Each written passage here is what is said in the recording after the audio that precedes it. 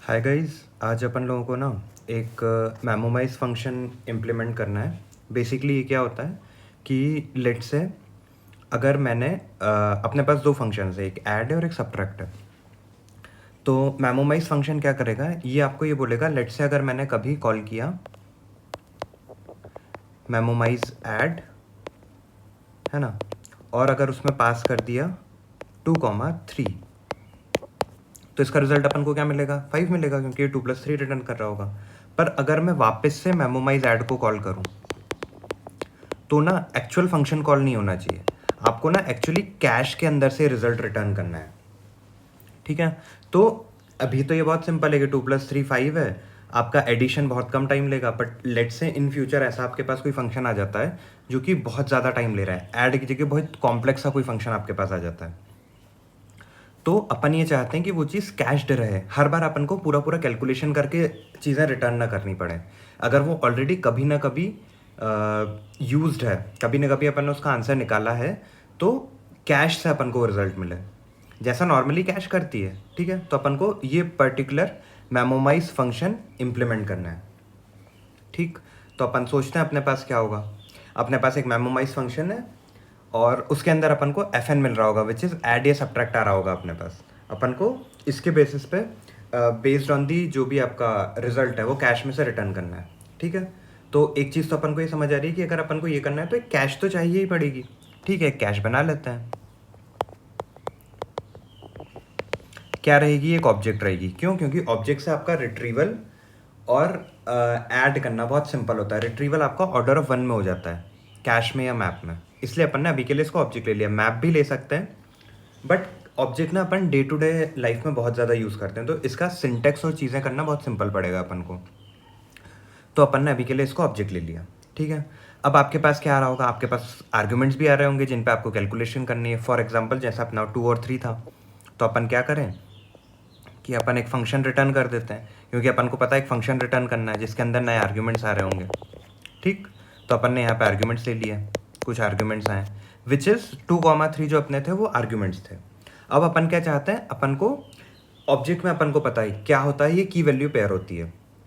तो बेसिकली अगर आप आर्ग्यूमेंट्स को एज अ की रख दो तो इन फ्यूचर जब भी आप आर्ग्यूमेंट्स को क्वेरी करोगे ना, वो आपको हमेशा वैल्यू ला के दे देगी easily in order of 1 time.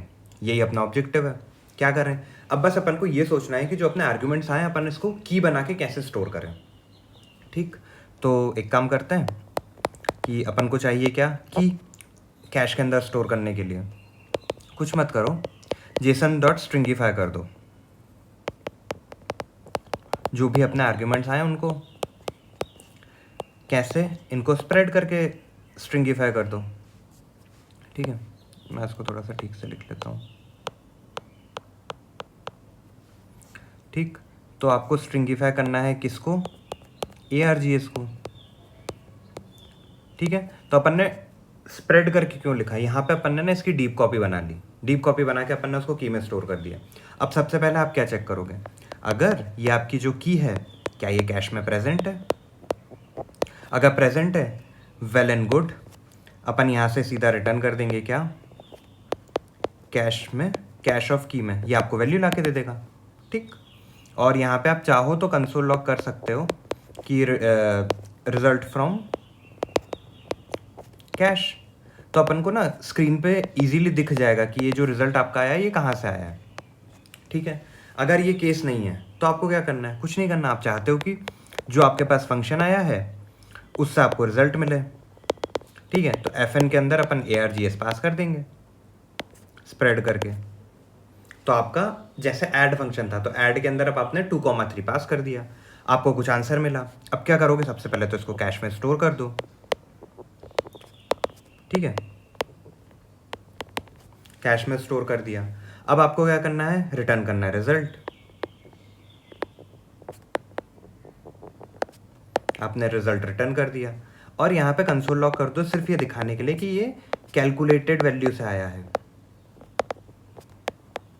Calculated answer है। बस ये क्लोज हुआ अपना रिटर्न फंक्शन, ये फंक्शन क्लोज हो गया, सिंपल इनफ।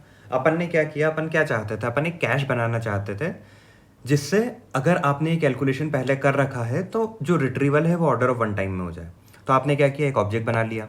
अब इस ऑब्जेक्ट के अंदर सबसे पहले आप क्या करोगे, आपको ये पता होना चाहिए कि आपको की क्या रखनी है और वैल्यू क्या रखनी है। कि अपन ने सिंपली जो भी आर्ग्यूमेंट्स आए थे उनको स्ट्रिंगिफाई करके रख लिया एक की के अंदर। अब आप क्या करोगे, सबसे पहले कैश में जाके चेक करोगे क्या मेरे पास ये की प्रेजेंट है। अगर प्रेजेंट है तो मैं सीधे कैश ऑफ की which gives us the value return कर देंगे। नहीं तो अपन को कुछ कैलकुलेशन करना पड़ेगा। तो आपने क्या किया, फंक्शन के अंदर आर्ग्यूमेंट्स पास कर दिए, उससे आपको जो रिजल्ट मिला, इस रिजल्ट को आपने कैश में स्टोर कर दिया और जो रिजल्ट है वो रिटर्न कर दिया। ठीक है। और अपन ने 2 कंसोल लॉग ऐड कर रहे हैं ये पता करने के लिए कि भैया जो भी आपका आंसर आप रिटर्न कर रहे हो वो कैश से आ रहा है कि कैलकुलेट करके आ रहा है। Simple enough. इससे सब कुछ बहुत क्लियर रहेगा जब भी अपन इसका आउटपुट निकालेंगे। ठीक है।